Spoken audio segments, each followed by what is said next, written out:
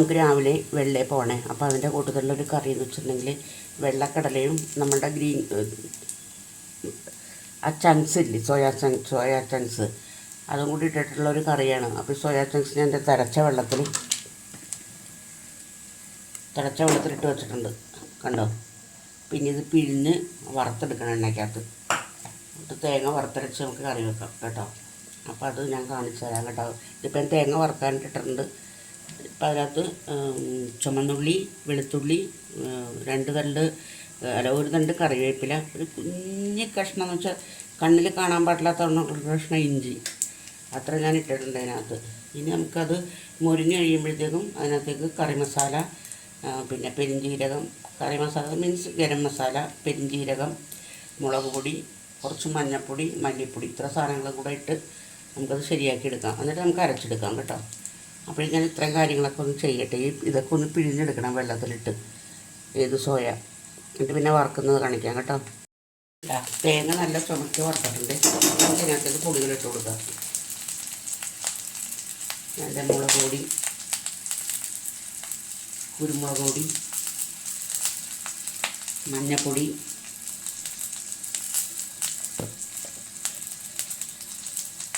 മല്ലിപ്പൊടി,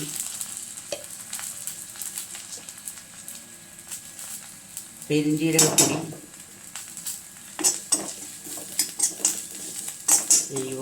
ഇത് കഴിഞ്ഞു പോയ ഈശ്വരൻ. ഇത്രയിട്ട് ഞാൻ ഇറക്കുകയാണ്. ഇത് കരിയാൻ തുടങ്ങി. അപ്പം നമുക്കിനി ഈ സോയാ ചങ്ക്സിൻ്റെ കറി ശരിയാക്കാം കേട്ടോ.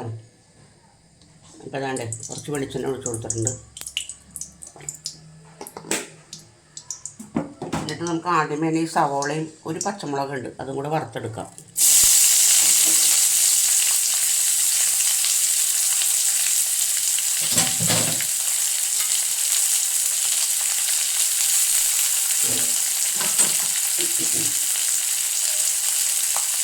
കുറച്ച് ഉപ്പിട്ട് കൊടുക്കാം കേട്ടോ. എന്നുവെച്ചാൽ കടല വേവിക്കാൻ പറ്റപ്പോഴും ഉപ്പിട്ടിട്ടില്ല, സോയാ ചങ്ക്സിന് ഉപ്പിട്ടിട്ടില്ല.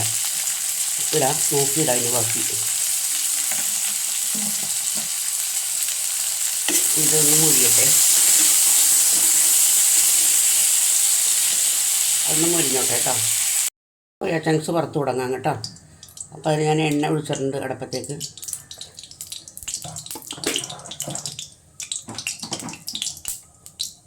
നമുക്കിത് ഇതിട്ട് കൊടുക്കാവേ.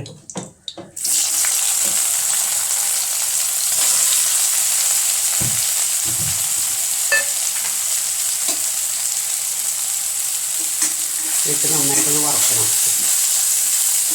ഇതിനകത്ത് ഞാൻ ഉപ്പിട്ടിട്ടില്ല, ഓർക്കുന്നില്ല ഉപ്പിട്ടാണ്.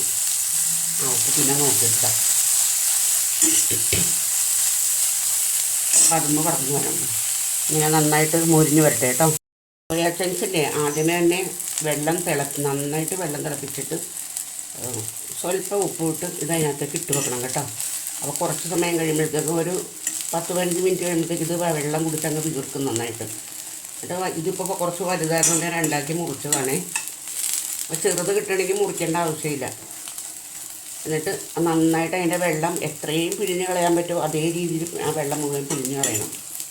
എന്നിട്ട് നമ്മളിതാ ഇതേപോലെ വറുത്തെടുക്കണം കേട്ടോ. ഇതുപോലെ അത് വറവാലായിട്ടുണ്ട്. അപ്പം നമുക്ക് ഇതിനകത്ത് കടല ഇട്ട് കൊടുക്കാം. കടല ഞാൻ നേരത്തെ സവാള വറുത്ത് വെച്ചില്ലേ, അതും കൂടെ ഇട്ട് കൊടുക്കാം.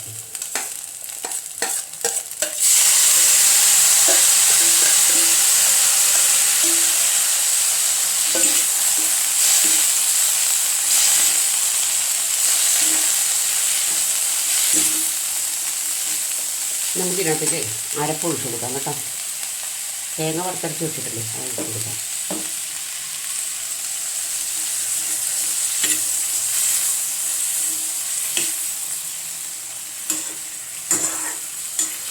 വെള്ളം ഒഴിച്ച് കൊടുക്കാം കേട്ടോ. തിളച്ച വെള്ളം വേണേൽ ഒഴിച്ച് കൊടുക്കാനുണ്ട്, തിളപ്പിച്ചാക്കിയ വെള്ളം.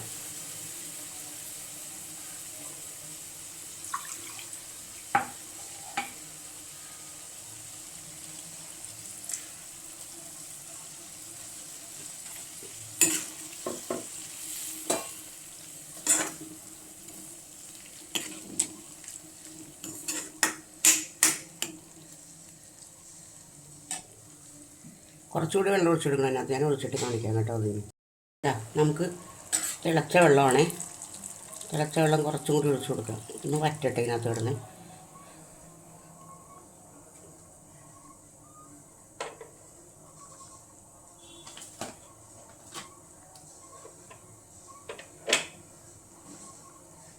അതൊന്ന് വറ്റിക്കോട്ടെ നന്നായിട്ട്. സോയ നന്നായിട്ട് വറ്റിയിട്ടുണ്ട്. അല്ല, ഇനി ഇത് ഇരുന്നിട്ട് ഇതൊന്നും കൂടെ ഇത്തിരി വെള്ളം കുടിച്ചെടുക്കും സാധനം. അതിൻ്റെ ഉപ്പും പുളി അല്ല, ഉപ്പൊക്കെ കറക്റ്റാണ്. ഇനി നമുക്കിതിനകത്ത് കുറച്ച് താളിച്ചിടണം.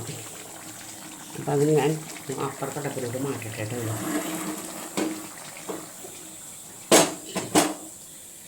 താളിച്ചിടാവേ. അപ്പം ഞാനതിനൊരു ചട്ടി അടപ്പത്ത് വെച്ചിട്ടുണ്ട്. കുറച്ച് എണ്ണ ഒഴിച്ചു കൊടുക്കാം.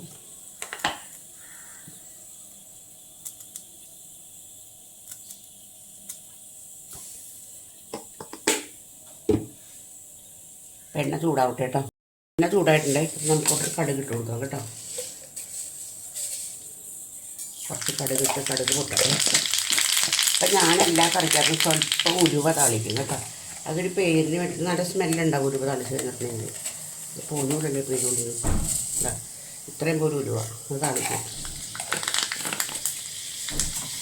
നമുക്ക് ചുമന്നുള്ളി ഇട്ട് കൊടുക്കാം. ചുമന്നുള്ളി ഇടാം. അതൊന്ന് മൊരിഞ്ഞോട്ടെ. നന്നായിട്ട് മൂത്തിട്ടുണ്ട്. അപ്പോൾ കുറച്ച് കറിവേപ്പിലയും കൂടി ഇട്ട് കൊടുക്കാം അതിനകത്തേക്ക്. നമുക്ക് അടപ്പ് ഓഫ് ചെയ്യാവേ.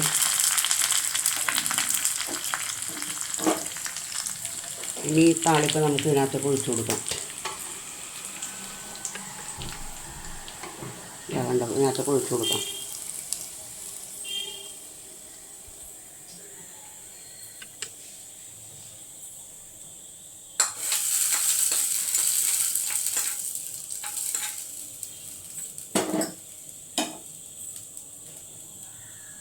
ഇത് ഒന്ന് ഇളക്കിയെടുക്കാം കേട്ടോ. ഞാൻ പറഞ്ഞില്ലേ വെള്ളം, ഇനിയിപ്പോൾ വെള്ളം കുറച്ചും കൂടി ഇരുന്ന് പറ്റും. എന്താ ശരിക്കും ഇറച്ചിക്കറി വെച്ച പോലെ തന്നെ ഇരിക്കണം. നിങ്ങൾക്ക് ടേസ്റ്റും അതേപോലെ തന്നെ കേട്ടോ. കണ്ടോ, അപ്പോൾ ഇതിൻ്റെ പണി കഴിഞ്ഞു. കണ്ടോ, ഇനി നമുക്ക് ചെയ്യാന്ന് വെച്ചാൽ കക്കിറച്ചി ശരിയാക്കണം. അപ്പോൾ ഞാൻ തീ പിടിപ്പിക്കട്ടെ ഈ അടുപ്പത്തെ. തീ പിടിപ്പിച്ചിട്ട് നമുക്ക് കക്കിറച്ചി വെക്കാൻ ചീനച്ചട്ടി അടുപ്പത്ത് വെച്ച് കൊടുക്കാം.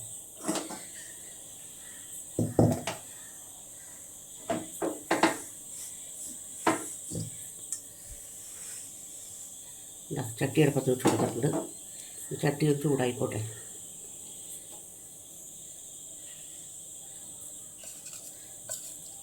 അത് സോയ ചങ്ക്സ് കറി റെഡി. ഇതിവിടെ ഇരുന്ന് ഇവിടെ വെച്ച് മൂടി വെച്ച് കൊടുക്കാനിത്.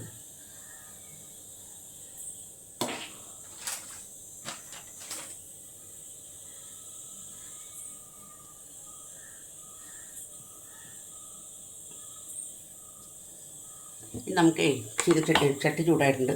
ചട്ടിക്കകത്ത് കുറച്ച് എണ്ണ ഒഴിച്ച് കൊടുക്കാം.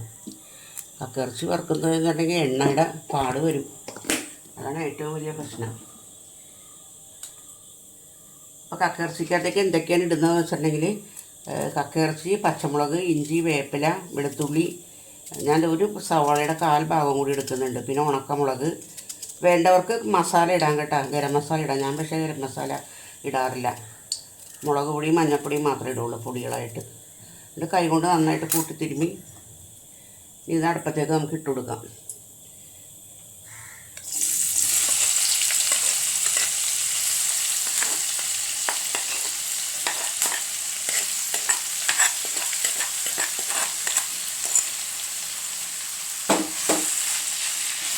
ഇനി ഇത് അവിടെ കിടന്നൊന്ന് നന്നായിട്ട് മൊഴിയട്ടെ. ഇത് മൂടി വെച്ചൊന്നും കൊടുക്കണ്ട കേട്ടോ. ഇതിങ്ങനെ കിടന്ന് നന്നായിട്ട് മുരിഞ്ഞോളും. ഇനി കുറച്ച് പാത്രങ്ങളൊക്കെ കഴുകാനുണ്ട്. ഏറ്റവും വലിയ ജോലി എടുക്കണം. അപ്പം ചൂടാൻ കിടക്കുന്നത്. അപ്പോൾ അത് രാവിലെയാണ് ഞാൻ ഈ മാവ് ആട്ടി വെക്കുന്നത്. ഇപ്പം നന്നായിട്ട് പൊങ്ങിയിട്ടുണ്ട്. അതുണ്ടാക്കട്ടെ. ഞാൻ രാവിലെ 7:15 ആട്ടി വെച്ചതാണ്. അപ്പോൾ ഇതിൻ്റെ ടെക്സ്ചർ കണ്ടോ. പിന്നെ ഞാനിതൊന്ന് നന്നായിട്ട് ഇളക്കട്ടെ. ഉപ്പ് ഇപ്പോഴാണ് ഇടണം. ഉപ്പ് ഞാൻ നേരത്തെ ഇട്ട് കൊടുക്കൂല കേട്ടോ. ഉപ്പിട്ട് വെച്ചാൽ പെട്ടെന്ന് പുളിച്ചു പോകും. പുളി ആർക്കും ഇഷ്ടമല്ല. നമ്മളിപ്പോൾ പുളി ഇത് ഉപ്പിട്ട് നന്നായിട്ട് ഇളക്കുകയാണ്. ഇനി 2 മിനിറ്റ് കഴിഞ്ഞിട്ട് നമുക്ക് അപ്പം ചുട്ട് തുടങ്ങാം. നന്നായിട്ട് ഉപ്പ് പിടിച്ചു വരട്ടെ.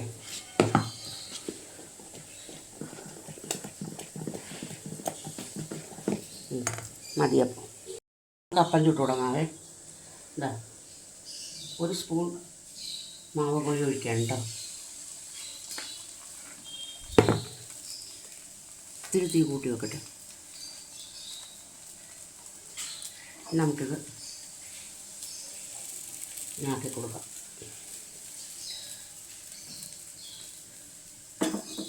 കുമ്പള നന്നായിട്ട് ബബിൾസ് വന്നു കഴിഞ്ഞിട്ട് നമുക്കത് അടച്ചു വെക്കാം കേട്ടോ.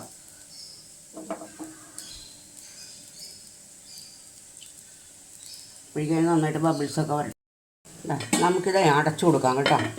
ഇപ്പോൾ ഇത് വേവട്ടെ. അപ്പം എടുക്കാം കേട്ടോ. കണ്ടോ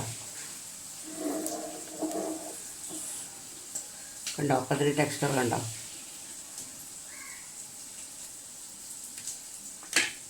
നമുക്ക് അടുത്ത ഒരെണ്ണം കൂടി ഒഴിച്ചു കൊടുക്കാം.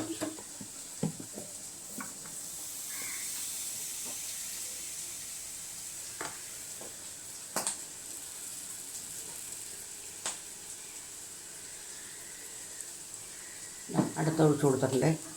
ഇപ്പം ഇതും കൂടി ഞാൻ കാണിക്കുന്നുള്ളൂ കേട്ടോ. അല്ല നമുക്ക് ഈ രണ്ടാമത്തെ കൂടി നമുക്ക് എടുക്കാം കേട്ടോ.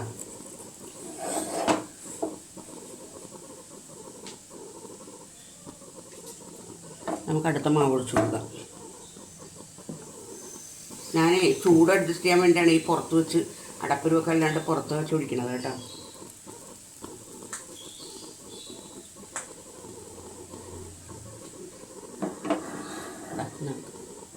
ഇനിയിപ്പോൾ ഞാൻ കാണിക്കുന്നില്ല കേട്ടോ. 2 അപ്പം കാണിച്ചില്ലേ, അത് മതി. അപ്പോൾ പറയാനുള്ളതെന്ന് വെച്ചിട്ടുണ്ടെങ്കിൽ എൻ്റെ വീഡിയോ കൊണ്ട് ഇഷ്ടപ്പെടുകയാണെന്നുണ്ടെങ്കിൽ നിങ്ങൾ ചാനൽ ഇഷ്ടപ്പെടുകയാണെന്നുണ്ടെങ്കിൽ ലൈക്ക് ചെയ്യുക. വീഡിയോ കൊണ്ട് ഇഷ്ടപ്പെടുകയാണെങ്കിൽ കമൻറ്റ് ചെയ്യുക. പിന്നെ സബ് ചെയ്യുക. പിന്നെ അതിൻ്റെ സൈഡിലായിട്ട് കമൻസ് എന്നുള്ള ഇത് എഴുതിയിരിക്കണതിൻ്റെ വലതുവശത്തായിട്ട് ഒരു ചെറിയൊരു ഡോട്ട് കണ്ട ഹൈപ്പ്, അതിലും കൂടി ഒന്ന് പ്രസ് ചെയ്തേക്കുക കേട്ടോ. നോട്ടിഫിക്കേഷൻ്റെ ആ ബെൽ ബട്ടൺ അമർത്തുകയാണെന്നുണ്ടെങ്കിൽ ഞാനിടുന്ന വീഡിയോസ് എല്ലാം അപ്പോൾ എല്ലാവർക്കും കിട്ടും കേട്ടോ. അപ്പോൾ അതും കൂടി ഒന്ന് പ്രസ് ചെയ്തേക്കേ. അപ്പോൾ ബൈ. ഇനി എന്തൊക്കെ കറച്ചും കൂടെ ശരിയാക്കണം. പിന്നെ 2 മീൻ വറുക്കാനുണ്ട്, അതും കൂടി ഉള്ളൂ. അത് ഇന്നലെ അനിയത്തിനെ വിട്ടിച്ചപ്പോൾ അവൾ 2 കരിമീൻ തന്നു വിട്ടായിരുന്നു.